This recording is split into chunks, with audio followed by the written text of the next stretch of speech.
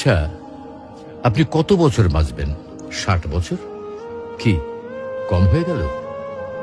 আচ্ছা, বড় জোর 70 না হয় 75 বছর। আর যদি খুব লাকি হন তাহলে 80 অথবা তার একটু বেশি।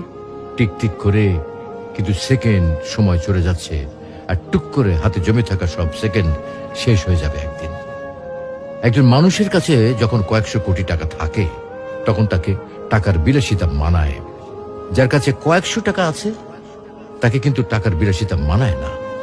আপনার আয়ু যদি কয়েক হাজার বছর হতো তাহলেই সময়ের বিলাসিতা আপনাকে মানাতো। এত অল্প আয়ুতে মন খারাপ, কষ্ট, পচা ব্যাপার স্যাপার গুলোতে সময় নষ্ট সুযোগ কই? তার চেয়ে বরং ফ্যামিলিকে সময় দিন, ভালো বই পড়ুন, টুক করে বেরিয়ে আসুন চমৎকার কোনো জায়গা থেকে।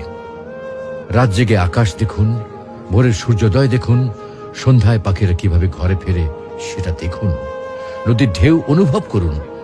একটু ভাবুন, আজকের এই দিনটা যদি আপনার অথবা আমার শেষ দিন হয় তাহলে আপনার আমার পরিবারের কালকে কি হবে? অবশ্যই আল্লাহ দেখবেন, কিন্তু এই পরিবার আর নিজের জন্য যে এত সময় নষ্ট করছি তার কি হবে?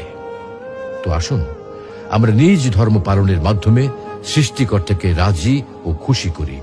হয়তোবা আজকের দিনটাতে সফল না হলেও পরকালীন জীবন সফল হতে পারে।